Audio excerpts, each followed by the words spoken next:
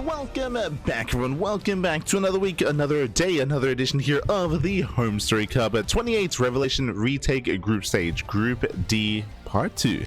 The final day here of the group stage. I'm of course your VIP with you, enjoyed by these amazing players and by the people in the chat as well. Welcome one and all.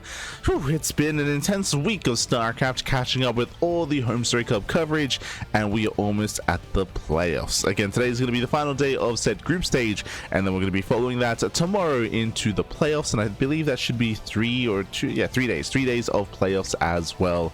A lot of content, a lot of StarCraft is going to be upon us. Until then though, we're here to wrap up with Group D. Now Group D does feature a plethora of players. It's feature players such as Trigger, Showtime, SKillous, Baby Marine, and Reynor. We actually did have the Battle of the Brothers yesterday with Reynor and Baby Marine, alongside Trigger versus Reynor and many of the other matches. But now we're here, now we are live with what? We are live with the remainder of said group. Here we go. First, we're going to be jumping into Reynor versus SKillous in the ZVP. Let's go, baby, let's go. We are going to be jumping in, and game 1 is going to be Ruby Rock. Fabulous.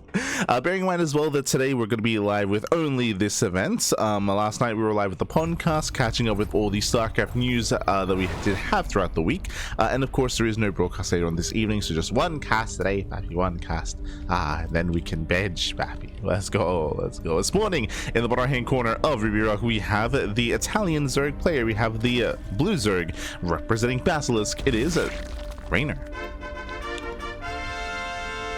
And this morning in the top left-hand corner, we have the red Protoss player for Team Liquid. It is SKillous. Here we go. Yes, of course, we were live with Reynor versus Trigger, and Trigger did take down Reynor 2-0. It was crazy. But again, it was Trigger with hyper aggression. 2 base all-ins. It was a 6-gate blink, 2 base all-in out of Trigger. 2 games in a row actually, catching out Reynor both on 10,000 feet and on Tourmaline, so just hyper aggression out of Trigger, able to knock Reynor down and out. But we'll see how SKillous and Showtime will adjust, as we'll be covering both of them against Reynor here tonight. Oh boy, we'll be covering both. For the time being, standard openers going for a gate expand, everything's looking normal. Reynor forced to take the unnatural natural, so a bit of a more awkward start here for Reynor. This does mean that a creep can spread faster across the map from this centralized location, so that can benefit Reynor, that if he does decide to go for an all-in and make use of said creep. It is an option. It's going to be an option here.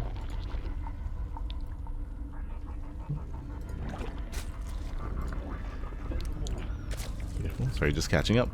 Time to crack, papi sí. Bienvenidos a Icon, Slow Joe as well, Inspired. Bienvenidos. Again, we are getting into our matches. From here, we'll see how SKillous does adjust. As we mentioned before, we did see Reynor struggle against the hyper aggression of Trigger, but again, there are multiple ways to approach this matchup. We could see something more standard. We are loading into Ruby Rock, and Ruby Rock does favor aggressive builds and aggressive play, but based on the pile location, it looks like a Stargate opener, assuming that we don't make a Stalker. We'll see. Again, typically the same way to play this out is to open up Adept into second Adept, harass across the map, race back home in time to defend the third base, and follow this up with the Stargate and Oracles to scout, to harass, to defend back at home, and to build up into the mid game. But there are some deviations. If you open up Stalker, you can actually deny vision, deny scouting, and hide some tech. You can also open up Void Ray as well to hunt down Overlords, to throw down a faster Twilight Council, faster second Stargate, faster Fleet Beacon. There are definitely things that you can kind of tech into from here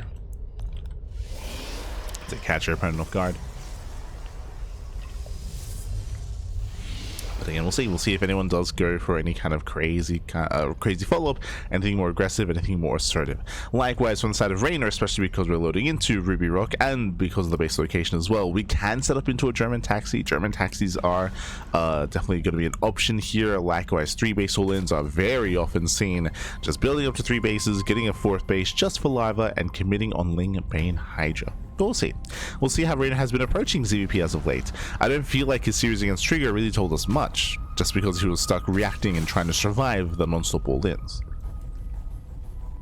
So we have yet to see Reynor's preferred style currently in the mid game. I say currently because in times past we did see a lot of mid to late game out of Reynor, especially in his previous series against Showtime in the EWC Road to EWC qualifiers. They into the mineral line. They get 1, they get 2, they get 3, 4. Do we get 4? Up, not quite, but 3 drones go down. It's an okay trade here for SKillous that will trigger a counterattack. Lings a rush across the map to deny the third base, and the Oracle should be stuck at home due to the Adepts going down. If the Adepts are saved and if they could race back home to defend, then the Oracle can be more active. Until then we have Lings. Oh, they slip by into the natural. The wall is wide open. Ay, ay, ay. Not like this. And probes are going to be going down. Getting 2 probe kills already. Get nice damage out of Reynor. Still poking in at the third. Still does poke in, 2 probes, so it does force a reaction, does spin all that energy. No shot he can force a cancel yet. I should be able to. Shouldn't be able to here, but again the base is getting very low. Low third expansion. Looks like the Adept did go down. And again, this very messy defense here from SKillous. We're getting messy back. Oh. Once again comes in for this round. Once again, pick off the Adept. Does pick off the Adept.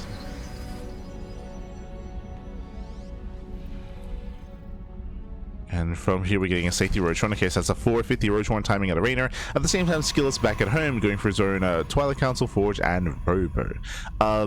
Compared to the third base, this looks like a relatively standard timing. I mean, I say that it's late. So late tech here at a SKillous, that's why it's all thrown down at the same time. Usually it's a little bit more staggered here. And based on the Robo as well, it does look like +1 in charge instead of blink. But we'll keep an eye on SKillous. Oh, Phoenix. Okay, interesting.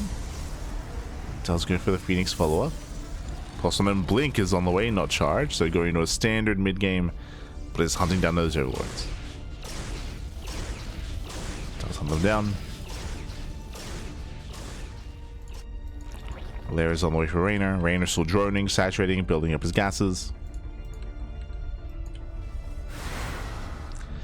And Reynor, he should have enough links here. We have 18 links on the way. These are vanilla Adepts. The Oracles, they are here to support. Ooh, and does commit to the shade. Nice positioning here. Yeah, Lings have a hard time engaging. Adepts still trade as best they can. Ooh, oh my god, even going for a massive stasis trap. Yeah, Lings get caught. Drones getting picked up as well. And Reynor, he's in trouble here. Yeah, 3, 4, 5 drone kills. Oracles, they rotate back around, catching out more drones. Could have been a little worse, but still 4 drone kills, and there it is, German Taxi. Does make sense. We did bring this up at the very start of the game just because of the creep, just because of the expansion. Creep is spreading, Queens are worlding across the map. We have 2 Job Lords morphing in, we have 12 Roaches on the way, Overlord speed. Again, the German Taxi is upon us, and we'll see if SKillous can survive. He's throwing down cannons, shield batteries. Oh, he's getting a Bay and a second Robo. This is a little bit greedy here. He's trying to build up into Colossus or Disruptors, and they will help, but he needs time. Yeah, SKillous, he does need time. The army is now coming together.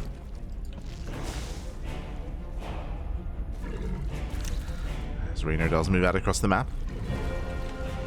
Reynor commits. We got more cannons, more shield batteries. This may finish in time, actually. Again, it's going to be close. It's going to be close. The stasis also has potential.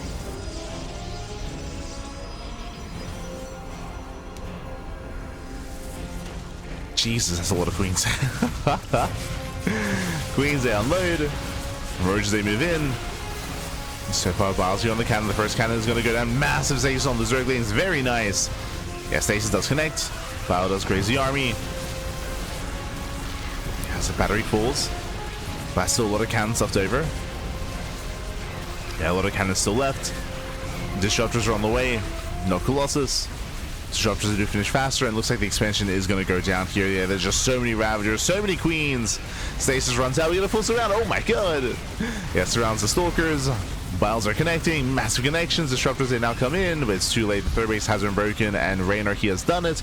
He has broken the third. Initially, the defense was looking decent out of SKillous, but again, going into double disruptor production, it just took a little bit too long. Took a little bit too long to really get going.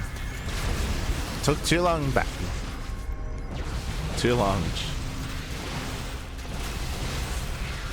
Yeah, with that SKillous, he has been broken. There's not really much left here. He's still got his two disruptors. That's going to be down to one. Decent Nova. But without that third base, Reynor, he can just outproduce. He can just outproduce. Keep rallying across the map. Keep pushing forward. Catching another disruptor. There's one disruptor left, but GG gets called. GG gets called, and Reynor, he will claim game number 1. Will take a lead in the series. Whew. GG. GG, well played. Reynor committing into the 3-base all-in, or going for the German taxi. It does feel like this was a reaction to him losing a bunch of workers to the Adepts. If you recall, the Adepts and the Oracles, they did do a lot of damage. SKillous had a decent early game, but the follow-up was just a little bit too greedy, waiting for the Bay, waiting for disruptors, instead of going into earlier Immortal production and getting as much of a gateway army as possible. So he did decide to tech up. He was punished for that. Likewise, we saw, again, the positioning was okay, but it was just a really awkward setup there from SKillous. You can see the advantage of Ruby Rock is that you can attack from multiple angles. You can push in outside of the natural, or you can push in from the third base as well. Did see that again, we saw that SKillous, he was in a really rough position trying to defend and was torn apart. GG. GG, well played. With that, we're going to be getting into game 2. Game 2 is going to be on Winter Madness. Going to be loading into, this time, a much larger map. Okay, much larger this time. Spawning in the bottom right hand corner of Winter Madness, we have the blue Zerg player, himself, representing Basilisk. It is Reynor. And spawning in the top left hand corner, we have the red Protoss player, the red Protoss himself, representing Team Liquid. It is SKillous.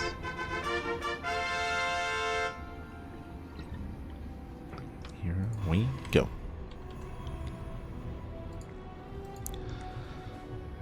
As we are stepping into game number 2, and we'll see how this story unfolds here. We'll see if SKillous can force the ace match even as well. The pressure is going to be on. As I mentioned before, this is a much larger map, longer rush distance by ground, more defendable 3 and 4 bases. There's a higher chance we are able to embrace the mid game this time, and I would say that SKillous is going to be much more comfortable in that kind of game state. We'll get there.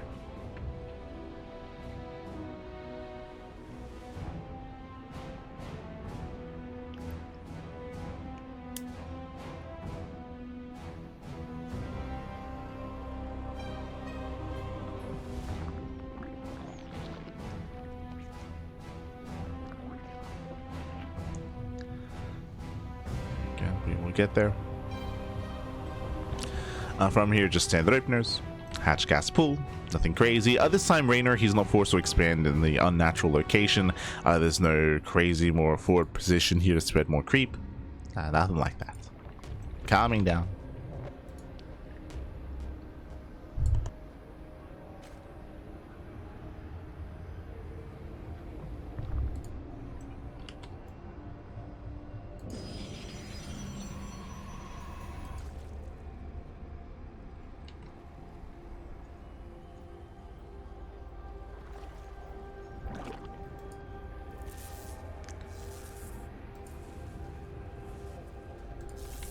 From here, players are going to be building up.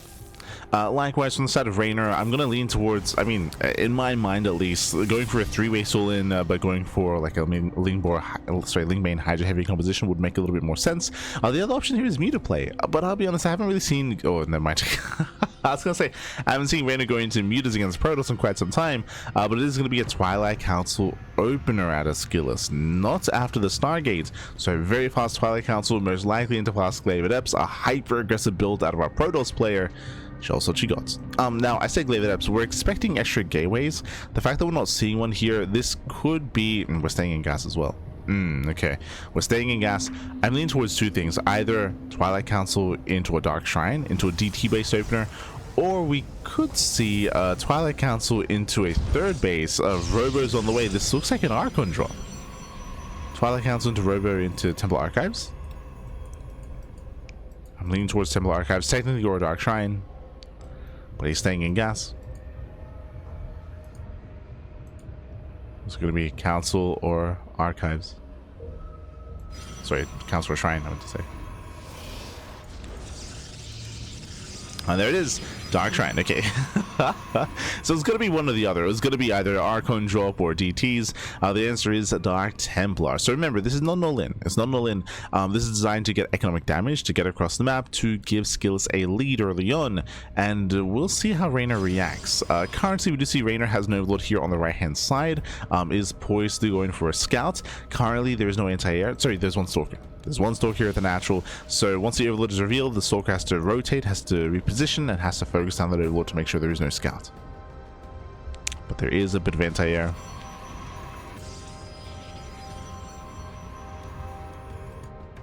We're going to have a safety spore on the way, at the natural at least. If there's no spore at the third, then we could potentially get a kill. Ooh, spore's on the way. Never mind. I mean, again, Reynor, he's checking. He knows that there's no third base, at least. So Reynor's aware that something is wrong.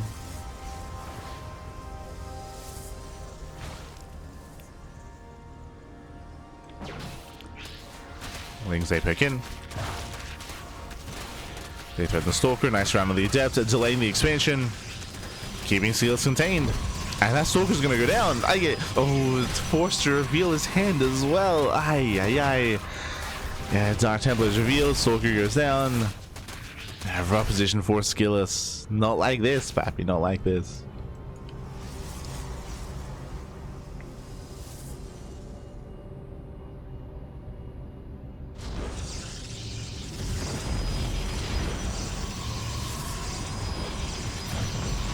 Now back at home, we already have the lair on the way. Prisms across the map. Forced to recall as well. Yeah. It's a rough start here.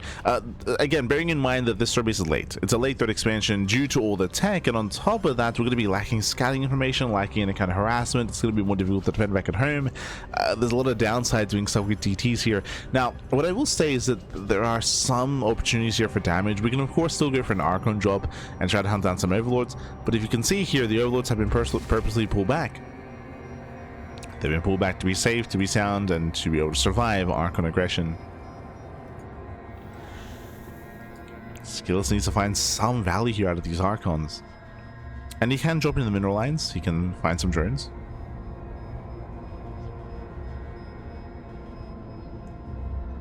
As he moves out, the Lings get ready to move in. Third base is exposed. Without an Oracle, it's going to be much more difficult defense.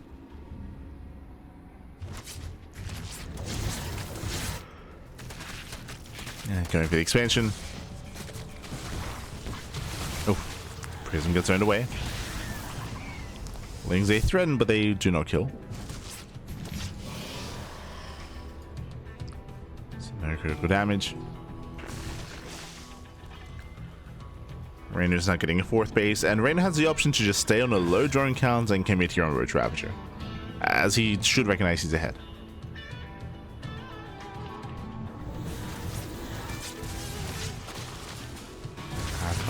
They threaten a Queen, they threaten an Overlord. Yeah, Lings are in production, more roaches as well. Reynor just getting +1 range, and Reynor, he will soon commit. Again, like, he has momentum, does have a lead, and soon we can just send it across the map.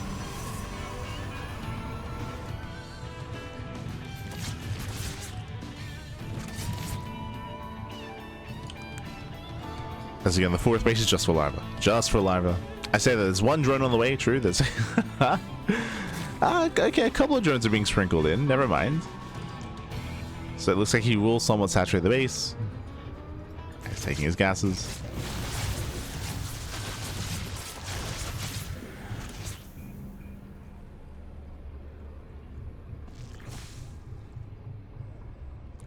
Trending up to 75.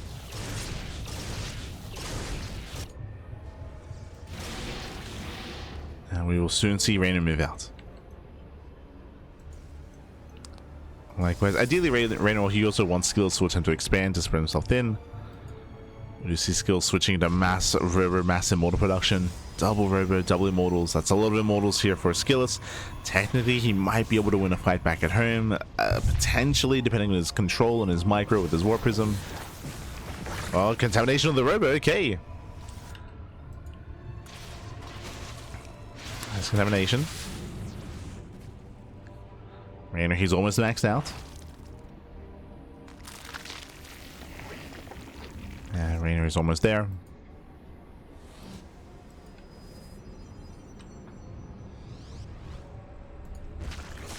He does waddle in. Being annoying. Does wreak havoc here. 7 drones going down. Nice damage here with the DT. But here comes Reynor.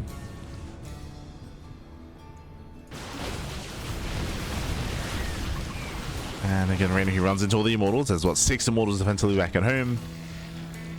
Reynor, he needs those thing reinforcements.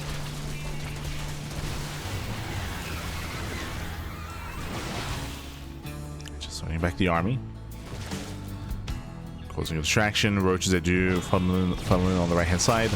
They break down that front door. They bust in.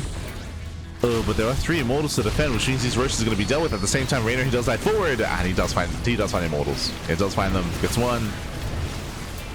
Ooh, Biles connects. Archon goes down. As Reynor does not get on top of the second immortal. No, sorry, that's way too soon. Does he get it? Up. Oh my god. And Biles zone away. So far, just 1 immortal kill. And Skillous is holding. Fire is holding on, but another immortal goes down. Losing 2.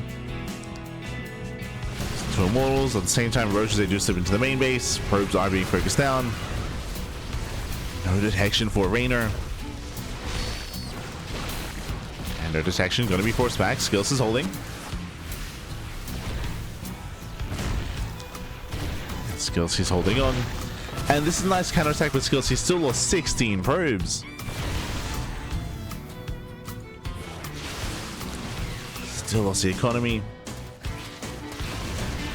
Reynor switching into Hydra production.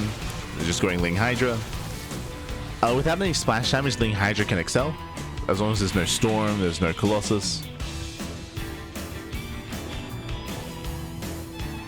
Can pop off.